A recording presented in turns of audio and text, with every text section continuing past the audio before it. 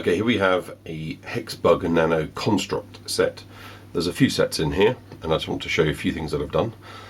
So not only am I incorporating the overhead rollers, the side-by-side rollers, the swingers and the seesaws, I'm also using the angleable flip gates in both modes with the orange bat slider kicker on and off.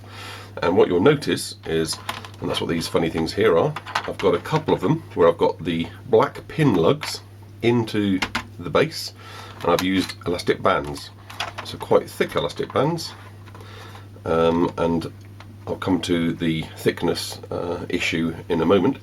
So what I've done here is I've opened up the area quite a lot, so there's a lot of these side walls are off. Here's a big pile of yellows, of the side white walls without doors, and here are the sides with the orange doors, and these are the flippers that I removed carefully from the black flip gates.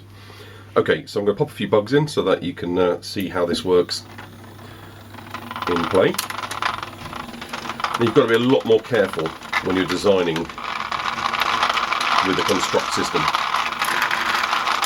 and that is because it's very easy to create situations or corners where the bugs either can't get out or find it very difficult to get out.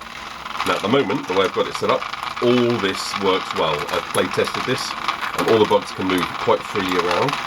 They can even get past narrow gaps that I've got set here where there are walls in place here as well, so it's not all open.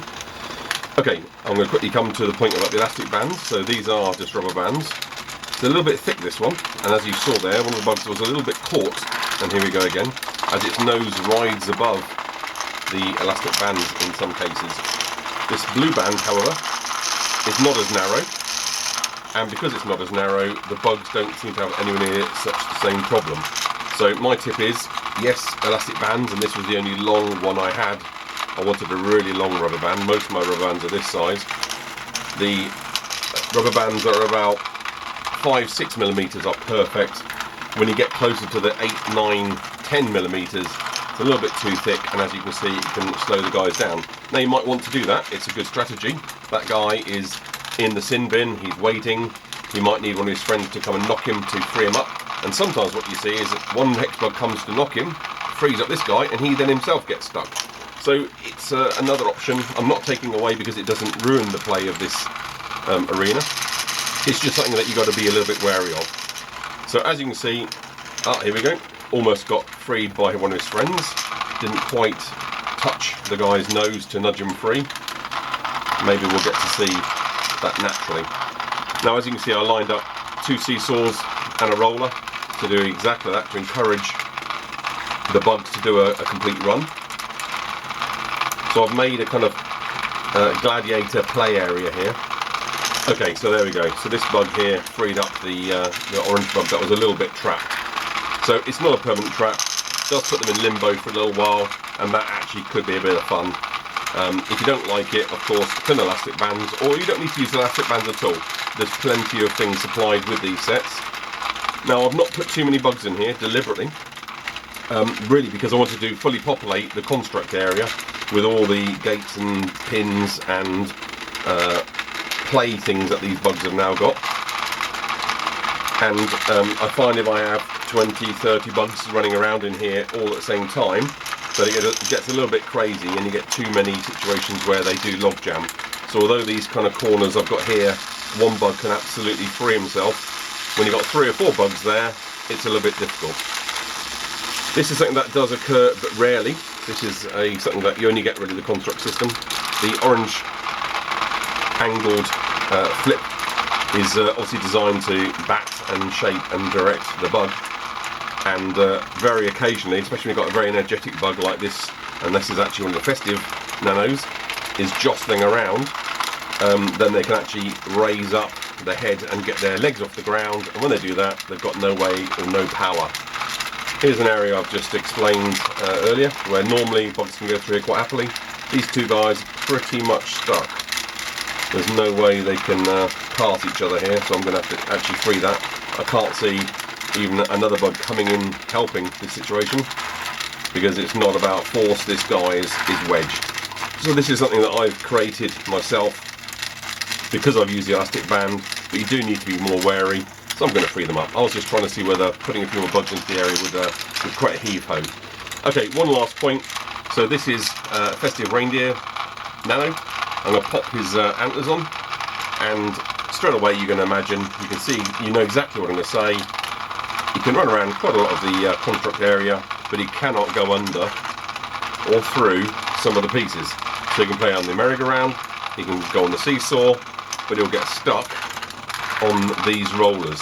Now, as the song goes, Rudolph wanted to play in all the Nano reindeer bug games, and this guy, unfortunately, as a reindeer, can't. You take off the extension, and of course it'll work. That goes the same for the HexBug Zombie, and it also goes for the Easter Nano that's got the ears. So anything that sticks up on the back, and I'm going to just show you that these guys really can't go through here. Now, the good thing, because they're rollers, they deflect really easily, so it doesn't mean they can't play in the construct area. That's really good. That shows exactly the problem. They just cannot get through there. Now another bug will come along, and it'll knock him, and that'll free. Usually frees the bug from its dilemma. There we go. So it's not that you can't have them in play. I'm going to just show you the same here.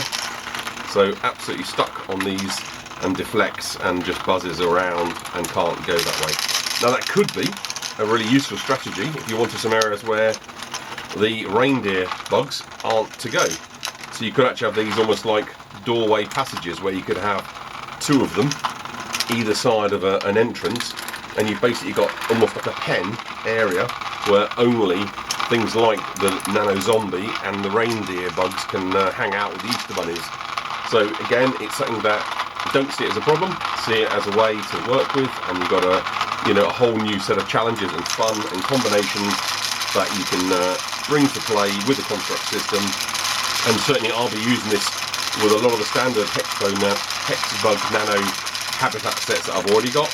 So this is all the construct system I'm probably going to buy for a while until there's some new pieces.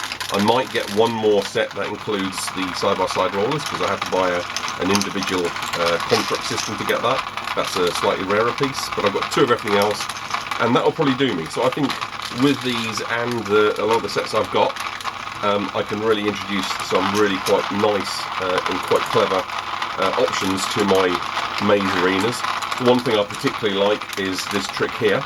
So obviously it's really quite boring what I've done here, I've just done a little circle. But as you can see, a lot of the bugs, not when you're watching of course, a lot of the bugs will just go around in circles here. Okay, he turned around, but there you go, he goes around in circles, and by default, so it's a little bit harder for him to find this way out. Now, funneling them in, okay, no problem, he found his way in, but getting out is a lot harder. And I like those kind of things. I also like the idea of this merry-go-round in the middle of a cell. I like to have bugs that go through and very much can't just drive straight through, because a lot of bugs do like to drive straight, and the ones that drive straight have got a bit of an advantage. So this means they've got to spin around, who knows, get them all dizzy, and they can shoot off in any direction. And I like the fact that that introduces a great deal of random element. So to some of my kind of more maze-like arenas, I think this is going to be used a lot, and I think I'm going to be using these directional flap flippers, both in their standard mode with the orange supplied flap, and in this more interesting mode where I can almost do walls. You can imagine with just some pins I can actually do with, if I get some decent size and the right kind of elastic bands, these rubber bands are going to be fantastic. I can do really quite fantastic shapes. I can actually have two running side by side, so I can have a really interesting corridors, some interesting shapes. And what I've got to do is find what I think works best with regards to the thickness of the rubber band. Certainly at the moment, this, and I'll lay it on its side just so you can see, this kind of 5-6mm rubber band's doing better than this. And again, I'll lay a bit of this on its side, this 8, 9, maybe even a centimetre thick rubber band, because as you can see the bugs stick on it a little bit too easily. Don't necessarily think that's a problem, but too much of that will just cause a lot of unnecessary waiting for the guys. Now that's what you want. If you want a kind of a little bit like hockey, where you've got an ice hockey, where you've got a kind of a referee sin bin area, then absolutely that's one way of doing it. Just going to show you one other quick thing. Obviously with elastic bands, they don't have to in straight lines. You could cordon off an area. Okay, so I just very quickly switched around a flip with a peg. Now obviously this isn't going to work because I've created a complete trap here, but it's really just to demonstrate that you can also cordon off areas and create shapes. So again, lots and lots of uses for rubber bands. elastic bands, and please do have fun. Also guys, I don't normally do these from above. If you think that works better on the videos, do let me know, and maybe I'll do some more of these videos from above rather than the kind of normal far away angle that I usually use. So tell me if you like it from above or more at the kind of 45-degree angle, and I'll try to take that kind of feedback and incorporate that into future videos. Thank you for watching.